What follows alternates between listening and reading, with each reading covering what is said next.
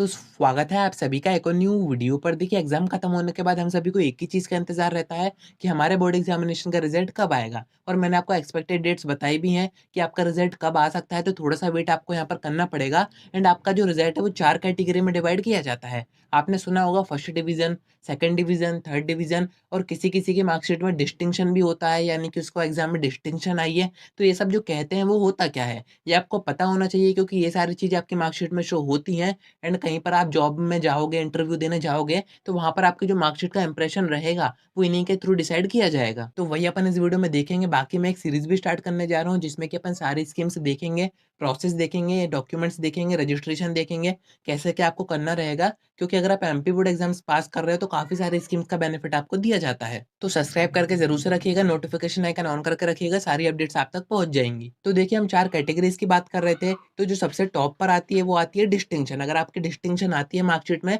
तो आपको काफ़ी अच्छा बच्चा माना जाता है कि आप पढ़ाई में काफ़ी अच्छे थे। उसके बाद फर्स्ट डिवीज़न, उसके बाद सेकंड डिवीज़न और थर्ड डिवीज़न की जो मार्कशीट होती है वो ज़्यादा काम तो आती नहीं है, और वो इंप्रेशन भी काफ़ी ज़्यादा खराब करती है। अब मैं आपको इनके परसेंटेज बता देता हूँ कि कितने परसेंटेज के बीच में कौन-सी कैटेगरी में आप आओगे। अब देखिए बोर्ड एग्ज़ामिनेशन में अगर आप 60% के ऊपर स्कोर करते हो, तो आपकी जो मार्कशीट होती है वो होती है फर्स्ट डिवीज़न की। वहीं अगर आप 60 से नीचे और 50 के ऊपर स्कोर करते हो, तो आपकी जो मार्कशीट होती है वो होती है सेकंड डिवीज़न। एंड अगर आप 50 के भी नीचे पहुँच जाते हो, आपके परसेंटेज 48, 47 ऐसे आ रहे हैं, तो आपकी जो मार्कशीट रहेगी वो थर्ड डिवीज़न की रहेगी। अब ये तो हो गई मार्कशीट की बात कि आप किस कैटेगरी के अंडर पास हो रहे हो, फर्स्ट डिवीज़न से पास हो रहे हो, सेकंड डिवीज़न से हो रहे हो या फिर थर्ड डिवीज़न से हो रहे हो।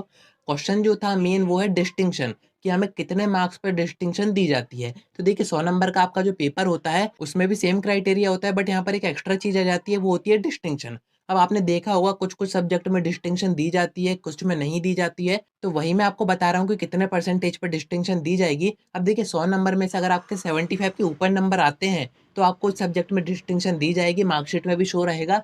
जो रिमार्क्स का ऑप्शन रहता है उसके नीचे डिस्टिंक्शन शो रहता है, आप कभी देखिएगा, आपको समझ में आएगा। अब देखिए जैसे आपकी मार्कशीट की कैटेगरी होती है first division, second division, third division, ऐसे ही आपका सब्जेक्ट में भी होता है। अब नीचे से हम शुरू करें, तो अगर आपके जो नंबर आ रहे हैं 100 में से 50 के नीचे आ रहे हैं, तो वो जो आपके नंबर हैं वो है थर्ड डिवीज़न के नंबर। 50 और 60 के बीच में आ रहे हैं, तो वो है आपके सेकंड डिवीज़न के नंबर। और अगर आपके नंबर 60 और 75 के बीच में आ रहे हैं, तो वो रहेंगे फर्स्ट डिवीज़न के नंबर। और अगर 75 के ऊपर आ रहे हैं, तो फर्स्ट डिवीज़न तो आप रहोगे ही, साथ में ही आपको डिस्टिंक्शन भी दे दी जाती है। मार्कशीट में शो किया जाता है कि इस बंदे की इस सब्जेक्ट में डिस्टिंक्शन आई है, जो कि दिखने में भी काफ़ी इंप्रेसिव टाइप का रहता है कि इस बच्चे ने इस सब्जेक्ट में काफ़ी अच्छी मेहनत की है। तो इन्हीं कुछ कैटेगरीज़ में आपका जो रिज़ल्ट है वो बनाया जाता है, जो आपकी डिस्टिंक्शन की मार्कशीट रहेगी, फर्स्ट डिवीज़न की रहेगी और सेकंड डिवीज़न की रहेगी। तो वैसे आपको कोई दिक्कत होनी नहीं है, बट अगर आपकी थर्ड डिवीज़न की मार्कशीट है, यानी कि 50% से कम मार्क्स आपके आए हैं, तो वो थोड़ा-सा इंप्रेशन खराब करती है। तो उम्मीद है कि आपको सारी बातें समझ में आ गई होंगी। आज की वीडियो में इतना ही। कोई डाउट आता है कमेंट कर सकते हैं।